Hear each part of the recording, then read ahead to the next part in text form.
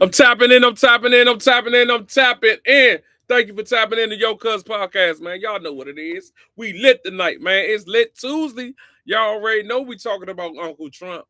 Y'all already know that Uncle Trump on that bullshit. But listen, make sure y'all subscribe, like, and drop a comment after this episode, man.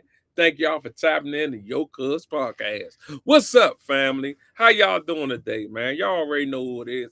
It's Cuz for the 1 and 2, man. Listen, it's all about Uncle Trump today. Y'all already know Mondays and Tuesdays, always about Uncle Trump, because Uncle Trump is doing so much out here that he's off the chain. But look, I ain't gonna waste no time. I'm gonna let y'all tune on in to Uncle Trump. But thank y'all for tapping in to Yo Cuz Podcast. Let's go. Hello, We everybody. have Howard Lutnick, Commerce. We have Steve Miller. We have a lot of people. We have Aaron. We have a lot of people. Go ahead. Hi, Mr. President. Hi. Have you spoken with any of the U.S. service members who were injured during that operation in Venezuela? Yes, we have calls into them. I don't want to speak. They're all in good shape. Can So we you have- detail what watching that was like when all of this played out in Venezuela and what Maduro was doing that moment? Well, I when knew the US possible services- danger. I mean, it was a very dangerous operation. It was amazing that we had a few injured, but all are in good shape right now. But I knew there was great danger. You got off a helicopter. The helicopters were being shot at. They got on the ground. They're amazing talent and tremendous patriotism, bravery. The bravery was incredible. Lindsay, they got off the helicopter and the bullets were flying all over the place. As you know, one of the helicopters got hit pretty badly, but that we got everything back. Got everything back and nobody killed. The next question is who's in charge of Venezuela right now? Have you spoken to the newly sworn-in president there, Rodriguez? And what are your thoughts on the entire situation? You said the U.S. would run Venezuela. We're dealing with the people. We're dealing with the people that just got sworn in.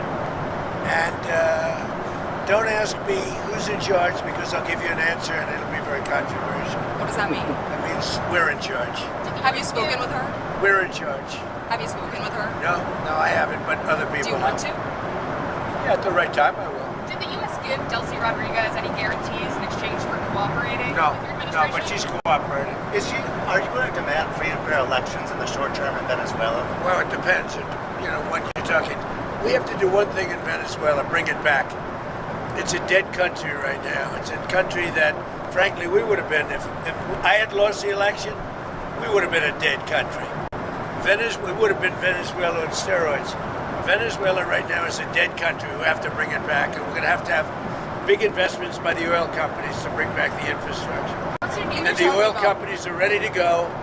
They're going to go in. They're going to rebuild the infrastructure. We built it to start off with many years ago. They took it away. You can't do that. And You can't do that with me. They did it with other presidents. How soon do you think an election can take place in Venezuela? How soon can an election take place?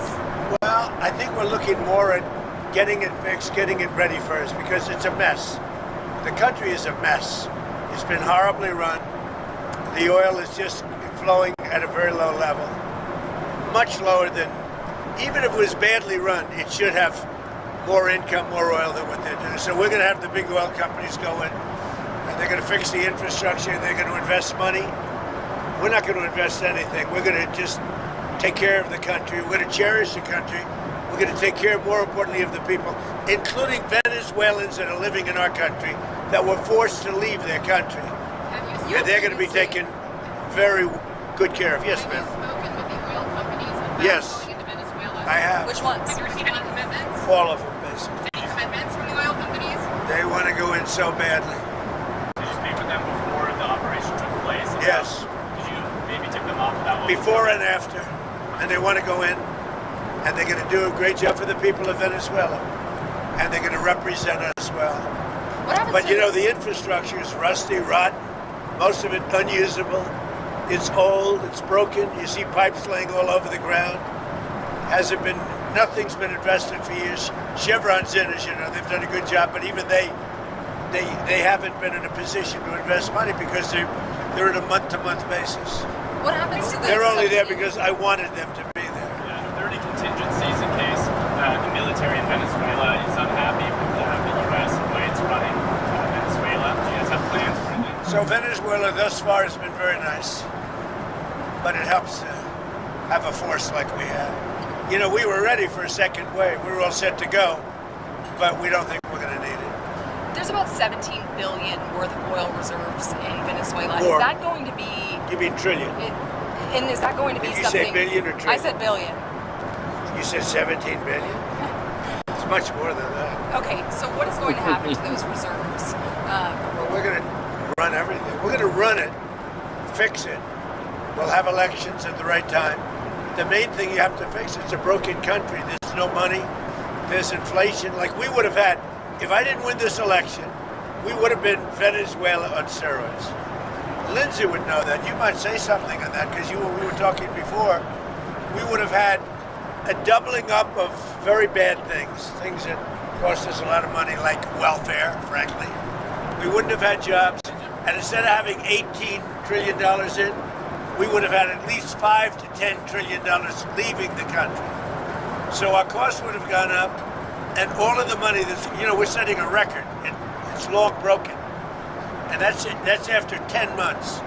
We haven't included the 11th month yet. So we think we're going to hit over $20 trillion. The all-time record is 3 by another country known as China. About 10 years ago, they did 3. We're going to do close to 20 trillion. By the way, there has never been anything like this ever before. And it's all because of tariffs and the election, but it's because of tariffs. There was a time. Without tariffs, we wouldn't have 10 cents being invested. There was a time back in 2016, and I remember your RNC speech, and you were saying that regime change and nation building. Where? When you were speaking at the RNC back in 2016, Go ahead, you were criticizing regime change and nation building, the U.S. being involved in that. It seems obviously that your stance has changed on that. What led to that? And is the U.S. nation building now? Is that? This isn't a country that's on the other side of the world. This isn't a country like we have to travel 24 hours in an airplane. This is Venezuela. It's in our area. The Don Road Doctrine. So is that what you would say, that we're in the business of nation building now? We're in the business of having countries around us that are viable and successful, and where the oil is allowed to freely come out because that's good. It gets the prices down. That's good for our country. Now we have a very sick neighbor. It's not a neighbor, but it's close to a neighbor, and that's Venezuela. It's very sick. Colombia is very sick too, run by a sick man who likes making cocaine and selling it to the United States. And he's not going to be doing it very long, let me tell you. What does that mean? He's not going to be doing it very long. He's not doing it very long. He has cocaine mills and cocaine factories. He's not going to be doing it very long. So there will be an operation by the U.S. and It sounds good to me. Secretary Rubio mentioned. You know why? Because they kill a lot of people. Yeah. Secretary Rubio mentioned Cuba yesterday in his remarks. Does the U.S. have a plan to do something? Well, Cuba always survived because of Venezuela. Now they won't have that money coming in. They won't have the income coming in. A lot of Cubans were killed yesterday. You know that. A lot of Cubans were killed. Do you know how many? The bodyguards. No, they're looking, but there was a lot of death on the other side. No death on our side, but there was a lot of death on the other side, unfortunately. But a lot of Cubans were killed yesterday, trying to protect him. There's been protesters killed in Iran. You said we were locked and loaded, ready to go. What is the line there for when the U.S. is going to get involved in those protests? We'll take a look. We're watching it very closely. If they start killing people like they have in the past, I think they're going to get hit very hard by the United States. Can I just add something? So when he first got elected in January, we met, biggest comeback ever. We talked about You think so, really? I didn't feel it was a comeback, actually. So Because the first one was... the bottom line is we talked about a drug caliphate in our backyard. We had Venezuela, we have Cuba, we have Colombia in our backyard. And these 3 countries have been condemned ever since I've been in politics. Joe Biden put a $25 million bounty on Maduro's head.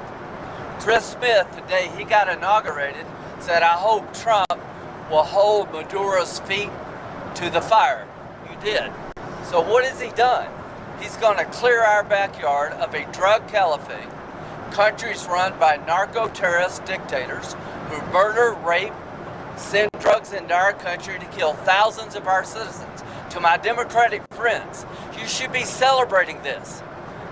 When bin Laden went down, I was the first to applaud President Obama. This was one of the most sophisticated military operations in the history of the country.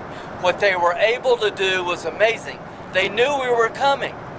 We had a good part of the Navy, and they were able to capture this man alive. No military in the world could have done it. And as to this commander-in-chief, he did something people talked about doing. You just wait for Cuba. Cuba is a communist dictatorship that's killed priests and nuns. They've preyed on their own people. Their days are numbered. We're going to wake up one day, I hope in 26, in our backyard, we're going to have allies in these countries doing business with America, not narco-terrorist dictators killing Americans. This is a big frigging day. And everybody in the world is thinking differently than they were just a few